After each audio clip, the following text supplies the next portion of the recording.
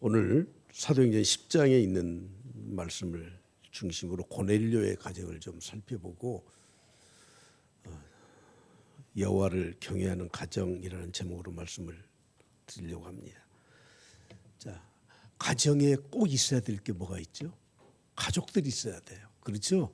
예, 가정에 가족이 없으면 가정이라고 할 수가 없습니다. 가족만 있으면 됩니까? 예, 사랑도 있어야 되나요? 예, 사랑도 있어야 돼. 맞습니다.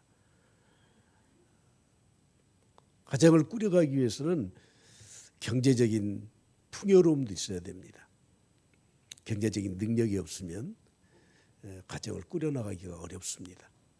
또 뭐가 있어야 됩니까? 가족들이 모두가 다 화목하고 건강해야 되잖아요. 그런데 세상 사람들도 이런 정도는 알아요.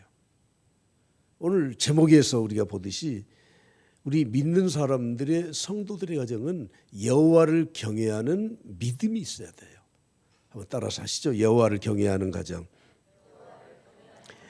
예, 요즘은 과거에 대가족 제도에서 핵가족이라 그래서 완전히 부모 자식들만 남는 가정이 되고 요즘은 핵가족이란 말도 이제는 잘 안 써요.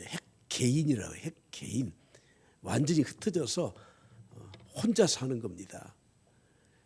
물론 두 부부가 살다가 나이가 들어서 한 분이 돌아가시면 1인 가구가 되는 거 맞죠? 예. 그런데 그렇게 해서 1인 가구가 되는 가정이 있는가 하면 청년들이 부모로부터 독립을 해서 그냥 1인 가구로 살아가요. 그래서 2022년 말 우리나라 대한민국 전체 가구의 40%가 1인 가구예요. 아마 여러분들의 자녀들도 주민등록을 옮겨가지 않아서 지금 같이 있는 걸로 돼 있는 분들이 많이 있겠지만 거의 자녀들이 독립해서 나가서 결혼을 해서 독립한 게 아니고 전부 다 혼자 1인 가구로 살아가는 시대가 되고 말았습니다. 현재 우리 대한민국의 가장 심각한 사회 현상은 가정의 해체와 인구 소멸에 있다고 이구동성으로 말을 하고 있습니다. 이런 때 우리 믿는 성도들의 가정은 어떤 가정이 되어야 되는지 하나님의 창조의 섭리를 거스르지 않고 여호와를 경외하는 가정이 되기 위해서 오늘 이 말씀을 전해드리려고 합니다. 오늘 본문에서 등장하고 있는 고넬료라고 하는 사람은 누구입니까? 1절 말씀에 이렇게 소개하고 있습니다. 다 같이 보시죠. 시작. 가이사랴에 고넬료라 하는 사람이 있으니 이달리아 부대라 하는 군대 백부장이라. 이스라엘 땅, 유대 땅의 가이사랴라고 하는 곳에 로마의 군대가 주둔하고 있었는데 로마의 황제로부터 파견을 받아서 이달리아 부대의 백부장이었습니다. 다시 말하면 고넬료는 이방인이었다는 거예요. 그런데 여호와를 경외했다는 것이 좀 이상하지 않습니까? 대대로 물려받은 이 모태 신앙도 아니에요. 신앙의 유산을 물려받은 사람이 아닙니다. 믿음을 가질 만한 조건이 하나도 없었던 사람입니다. 아마 유대에 파견될 때까지 그는 하나님이 누구신지 여호와가 누구인지를 아마 몰랐을 겁니다. 그런데 식민지에 와서 통치하면서 여호와 하나님을 알게 되었다고 하는 거예요. 여러분, 당시 팔레스타인에 파견된 군대의 장교 백부장은 상당한 지위를 가진 사람이에요. 로마의 황제의 신임을 받았기 때문에 백부장으로 파견을 받았고 여기서 임무를 잘 수행하면 아마 출세가도를 달릴 수 있는 그런 사람이었습니다. 그런데 고넬료는 로마의 장교였지만 편견을 갖지 않은 사람이었다는 거예요. 대부분 많은 사람들은 저나 여러분이나 모두가 다 자기 입장에서 세상을 보기 때문에 편견이 심할 수가 있습니다. 그러나 고넬료는 종교적인, 민족적인 또 식민지와 피식민지 이런 모든 편견을 버렸던 사람입니다. 이것보다 더 중요한 건 아주 겸손한 사람이라고 하는 겁니다. 어디에 가든지 그곳이 식민지든지 나보다 형편이 못한 사람이든지 그 사람에게서 배울 것이 있으면 배우고 싶다고 하는 그런 겸손한 태도를 가지고 있었기 때문에 로마의 말고발에 있었던 땅이었지만 그러나 유대인들에게 뭔가를 배우려고 했고 그곳에서 경건한 신앙이 무엇인지를 알고 창조주 하나님을 만날 수 있었던 것입니다. 제가 여러 책들을 이렇게 학생들을 가르치다 보니까 그래도 인생에 좀 성공했던 사람들의 어떤 특별한 성품이 있더라고요. 첫 번째는 성실성이에요. 신실해야 돼요. 여러분 가정이나 사회나 교회나 나 알고 있는 모든 지인들에게 성실하지 않으면 신실하지 않으면 절대 인정을 못 받아요. 그리고 여러분들이 혹시 그냥 세상을 대강대강 살았다고 하면 빨리 고치셔야 돼요. 근데 이 성실성만 가지고 세상에서 잘 사는 게 아니고 개방적이어야 돼요. 과거 우리 조선시대에도 그랬잖아요. 쇄국 정책을 쓰게 되니 어떻게 됐습니까? 완전히 한반도가 고립당해 버리지 않습니까? 사람들을 만날 때 새로운 것들이 들어올 때 항상 열린 마음을 가지고 그것을 받아들일 수 있는 준비가 돼 있어야 돼요. 항상 일본이라고 하는 나라는 우리 이웃에 있으면서 우리보다 20년을 앞섰느니 30년을 앞섰느니 10년을 앞섰느니 그러다가 지금은 완전히 뒤바뀌고 있잖아요. 근데 일본 사람들의 장점이자 단점이 뭐냐면 개방성이 현재 떨어져 있습니다. 그러나 우리는 새로운 것이 들어오면 받아들일 준비가 되어 있기 때문에 현재 우리가 조금 앞서가는 거거든요. 아무튼 오늘 저는 이 말씀을 드리려고 하는 것이 아니라 고넬료라고 하는 사람은 어디에 가든지 겸손하고 개방적이고 배우려고 하고 성실하고 신실하게 살았기 때문에 그런 성품이 있었기 때문에 아마 식민지에 와서 유대교를 하나님을 받아들였을 것입니다. 성경은 이렇게 말씀하죠. 고넬료는 어떤 사람이에요? 경건한 사람이에요. 경건하다고 하는 이 헬라어의 뜻은 예배한다, 책임감이 있다, 존경심이 있다 이런 뜻이에요. 그런데 이 유세베스라고 하는 이 말은 두 가지 합성어예요. 율라베스라고 하는 독실하다, 두려워하다, 조심하다, 신중하다 하는 뜻과 세보라고 하는 존경한다, 엄수하다, 정수하다 하는 이 단어가 합해진 단어입니다. 다시 말씀드리면 이 고넬료는 하나님을 알 수 있었던 이유가 무엇이냐면 그의 마음 가운데 이 성실성과 개방성을 가지고 항상 겸손한 마음으로 어디에 가든지 배우고자 하는 그런 태도가 있었기 때문에 그가 로마의 백부장으로 높은 지위를 가지고 있었지만 식민지 땅에 와서 그는 하나님을 섬길 수가 있었던 것입니다. 제가 중고등학교 다닐 때 들었던 그 목사님의 설교 내용 가운데 있었던 이야기입니다. 경상도 안동에 가면 거기 그 성씨 가운데 이제 그 세력을 좀 행사했던 성씨들이 안동 성씨들이 많이 가지고 본관을 갖고 있는 성씨들이 좀 있어요. 조선시대에 아직 그 해방이 되기 이전 그러니까 아직 개화가 되기 이전에 어떤 분이 안동에서 예수를 믿었는데 전도를 하러 갔대요. 근데 그 집은 누구도 범접을 못해. 왜냐하면 양반 집에 세도가에 용기를 내서 문을 두드렸대. 이리 오너라. 그랬더니 하인이 나와서 어떤 일이십니까? 오늘 이 집 주인 양반을 좀 뵙고 싶다고.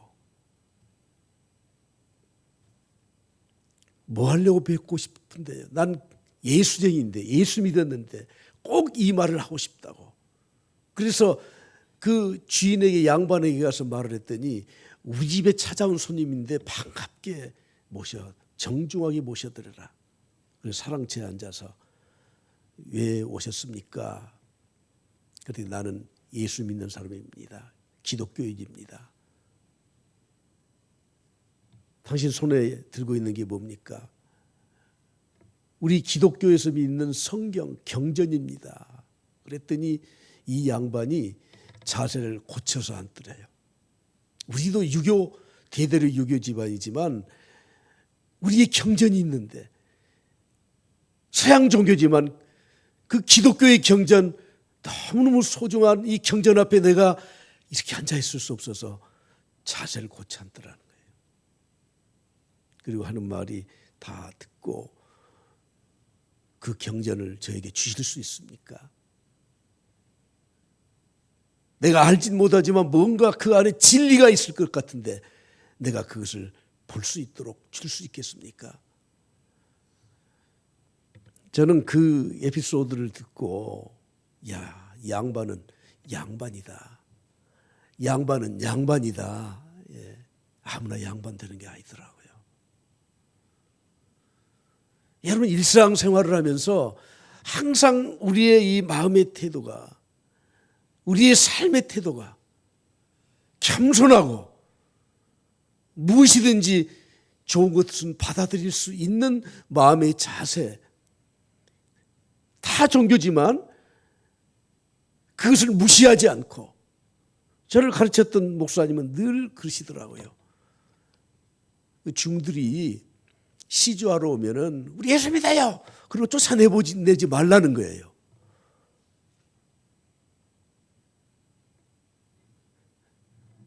여러분, 오늘 저는 여러분들에게 드리고 싶은 말씀이 이거예요.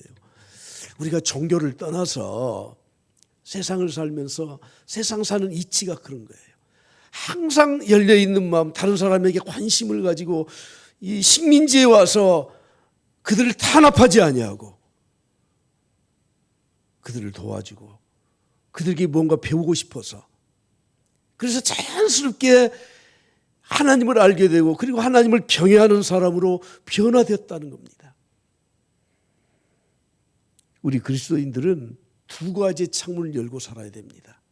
첫째는 하나님을 향한 창, 두 번째는 이웃을 향한 창입니다. 오늘 본 말씀 2절 말씀을 보십시오. 그가 경건하여 온 집안과 더불어 하나님을 경외하며 하나님을 향한 창이 열려져 있었습니다. 두 번째, 백성을 많이 구제하고 이웃을 향한 창이 열려져 있습니다. 주님도 말씀하지 않습니까?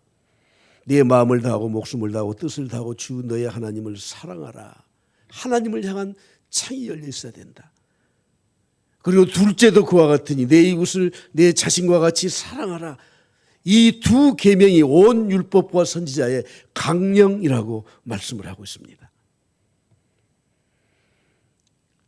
여러분, 내가 하나님을 사랑하고 이웃을 사랑하게 되면 두 가지 현상이 나타나요.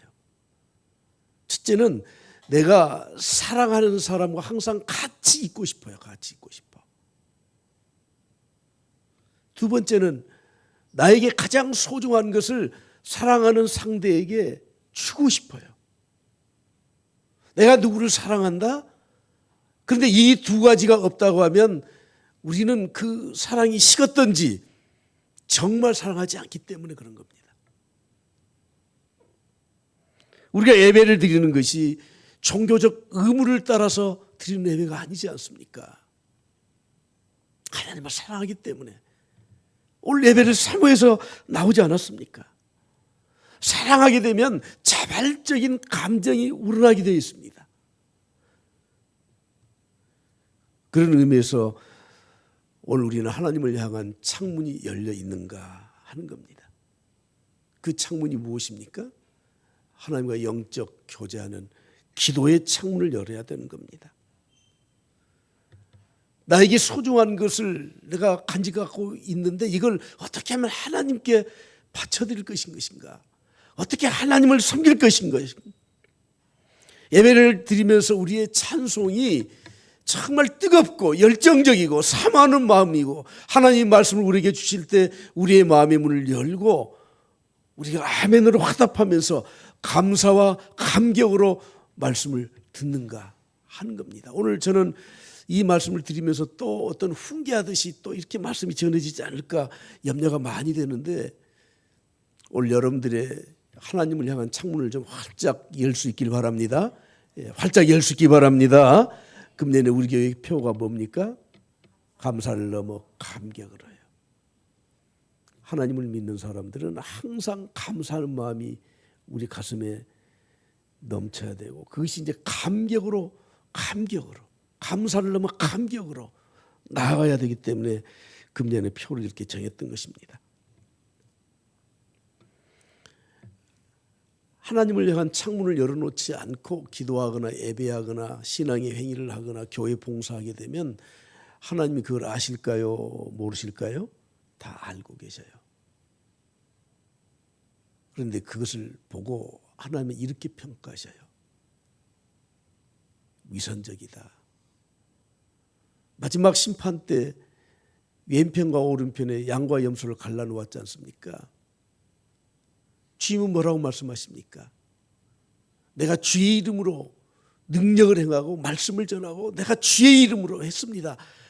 주님 뭐라고 말씀하시죠? 이 불법을 행하는 자들아 내가 너희를 도무지 알지 못하노라. 왜 그렇습니까? 형식적이고 의무적이고 피동적이기 때문에 하나님을 향한 창문을 열어놓지 않고 했던 모든 것에 대해서 하나님은 알고 계시기 때문에 책망을 하셨다는 거예요.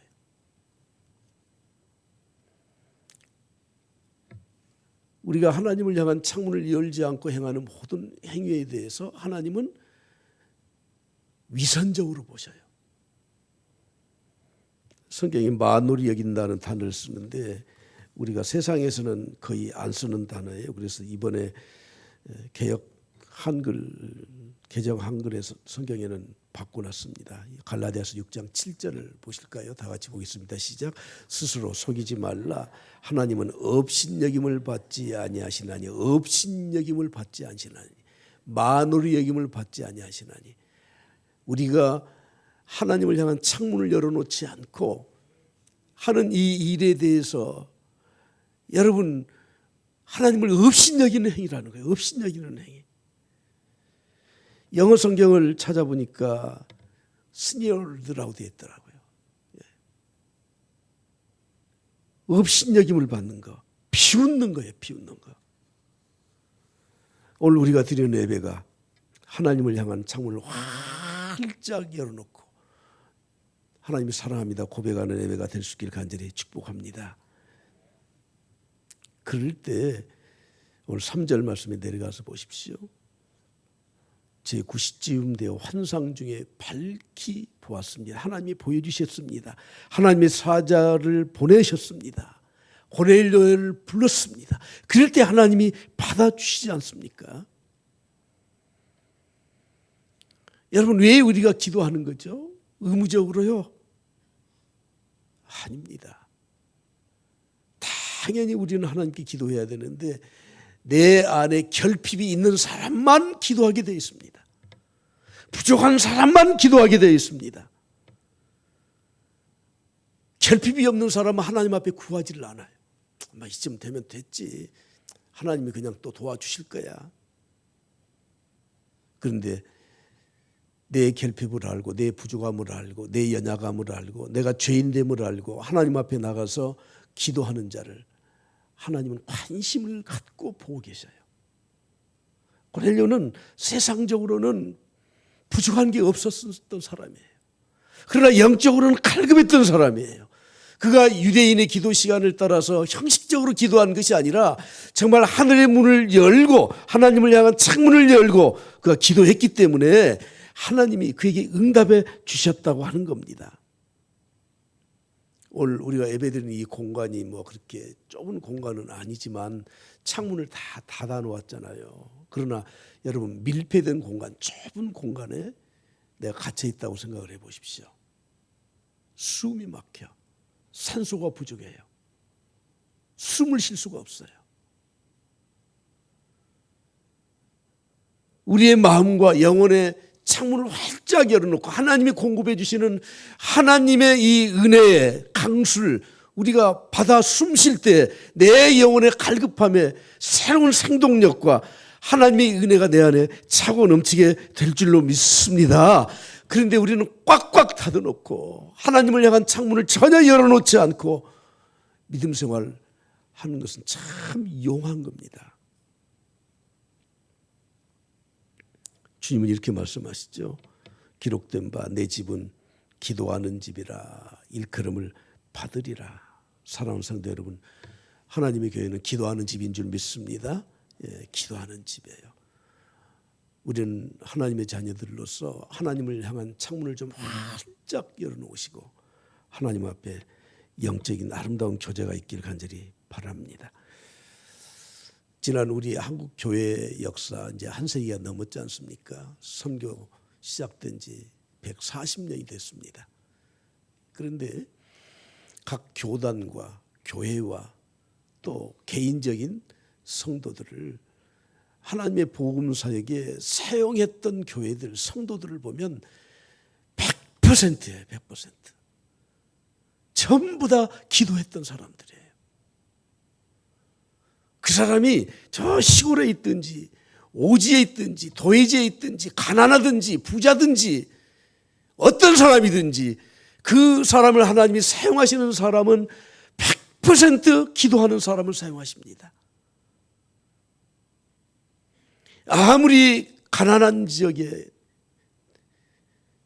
아주 보잘것없는 천막교회라고 해도 그 교회에서 기도의 불길이 일어나게 될 때 하나님은 그 교회를 사용하셔서 세계적인 교회로 부흥시키시고 성장시키셨습니다. 그것이 우리 한국 교회 한 세기가 지난 세월의 교회사의 증명에 보여준 것입니다. 오늘 우리 교회가 하나님을 향한 창문을 활짝 열 수 있길 바랍니다. 활짝 열 수 있길 바랍니다. 하나님이 지난 한 주간 동안 저에게 개인적으로 자꾸 그런 마음을 주셔요. 임동훈 목사야, 기도의 문 좀 활짝 열었으면 좋겠다. 여러분, 기도의 문을 통해서 하나님을 향한 창문을 활짝 열 때 하나님의 새로운 영적인 신선한 영양분, 신선한 바람이 우리에게 불어오게 될 줄 믿습니다. 두 번째는 이웃을 향한 창을 열어야 됩니다. 오늘 본문에 보면 고넬료는 백성을 많이 구제했다고 소개하고 있는데 이 많이 구제했다고 하는 말은 일상적으로 늘 구제했다 그런 말이에요. 구제라는 말은 자선, 자비, 긍휼과 동일한 단어입니다. 식민지 땅에 와서 우월감을 가지고 교만한 장교에 있었다면 구태여 그 유대인들 돌볼 필요가 없죠. 오히려 그들을 멸시하고 학대하고 그들에게서 탈취하고. 그러나 고넬료는 이웃을 향한 창문을 활짝 열어놓았기 때문에 하나님의 형상으로 창조된 바로 그 식민지에 있는 백성들까지 구제했었던 것입니다. 출애굽했던 이스라엘 백성들에게 하나님이 이렇게 명령하십니다. 레위기 19장 9절부터 10절 말씀에 보면 너희들이 곡식을 거두고 반 모퉁이에 떨어진 이삭이 있을 것이다. 포도 열매를 다 따지 마라. 이삭을 그냥 내버려 둬라. 왜 그렇습니까? 가난한 사람과 거류민을 위하여, 지나가는 사람들을 위하여 버려두어라.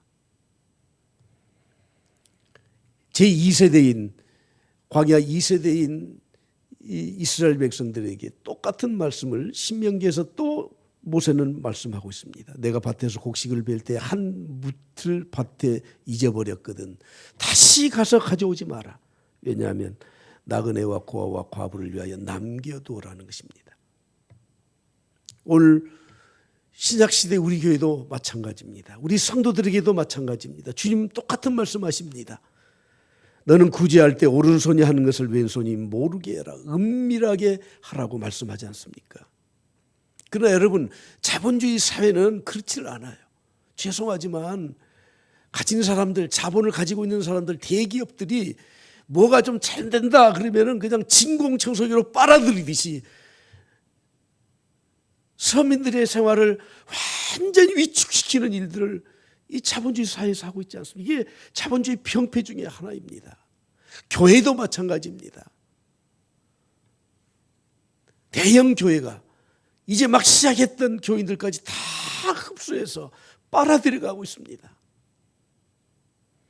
저는 개척하면서 선언을 했습니다. 이사 오든지 처음 예수 믿든지 하는 사람만 우리 교회에서 등록을 받지 이리저리 왔다 갔다 하는 성도들은 우리는 교회 안 받을 것이다. 여러분 어떻습니까? 이웃을 향한 문이 열려 있습니까? 고넬료는 많이 구제했다고 말씀해요. 많이 풍족하게 상대가 만족할 만큼 자주 일상적으로 양과 질에서 부족함이 없도록 도와줬다고 하는 겁니다. 왜 그렇습니까? 항상 낮은 곳에 마음을 두고 그들과 고통을 함께 나누었기 때문에 그렇습니다. 그런데 오늘 이 기도와 구제도 마찬가지입니다. 4절을 다시 한번 봅니다. 시작. 고넬료가 주목하여 보고 두려워 이르되 주여 무슨 일이니까? 천사가 이르되 내 기도와 구제가 하나님 앞에 상달되어 기억하신 바가 되었으니 하나님이 보고 계셨고 하나님이 받으셨다고 말씀하지 않습니까? 여러분 우리 믿는 사람들은 하나님의 살아계심을 믿기 때문에 내가 기도드렸던 것, 예배와 찬양했던 것, 선한 일을 했던 것, 하나님의 교회를 섬겼던 것, 이 모든 일에 하나님이 받지 않으시면 그건 다 헛된 거예요. 헛된 거.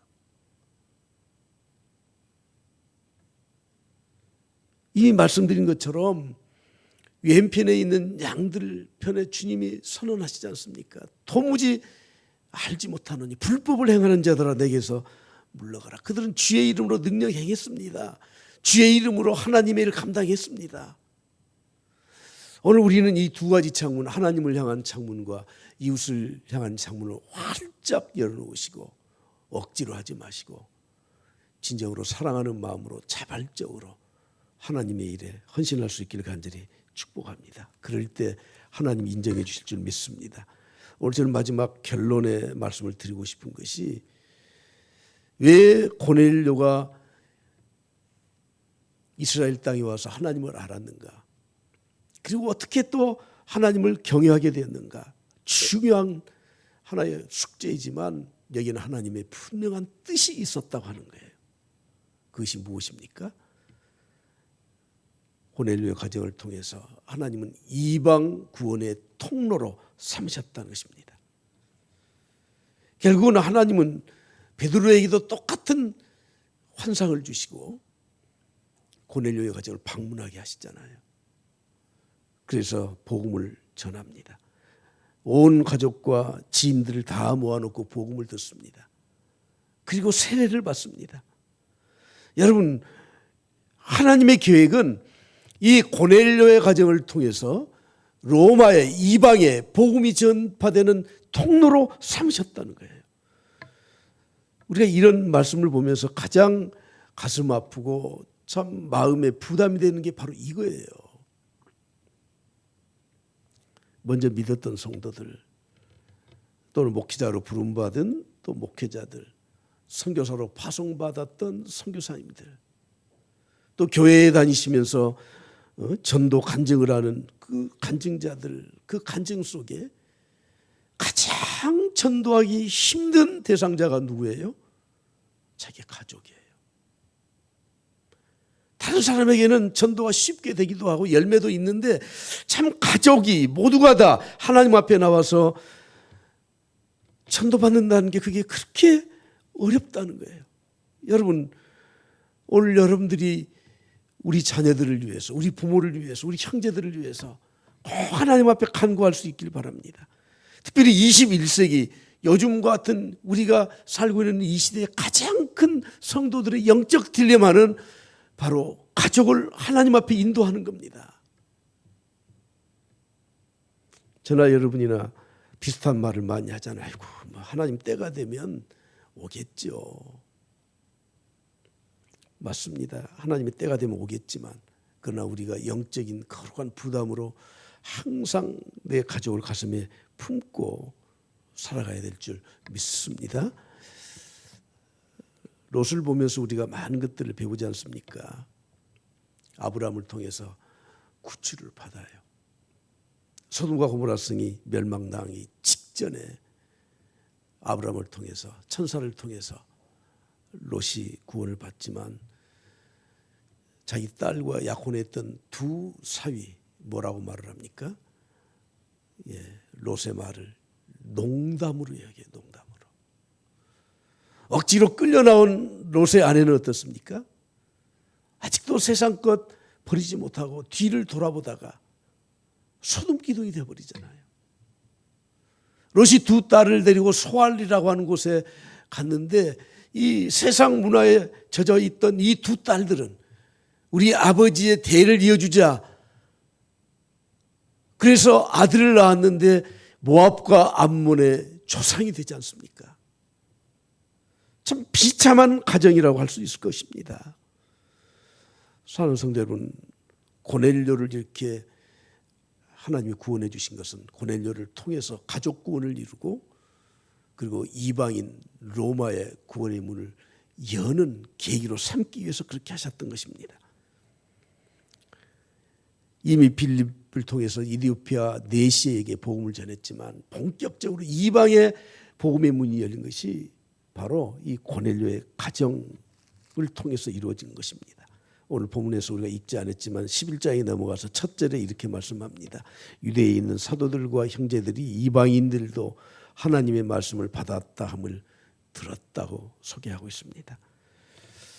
5월달 우리가 오늘 어린이 주일이고 또 가정의 주일, 청소년의 달을 맞이해서 우리 다시 한번 우리 가정을 좀 돌볼 수 있는 계기가 될 수 있기 바라고 여기에 나오신 모든 성도들 다 하나님 앞에 가족 모두 다 구원받고 예배드리는 참된 여호와를 경외하는 가정이 될 수 있길 축복합니다.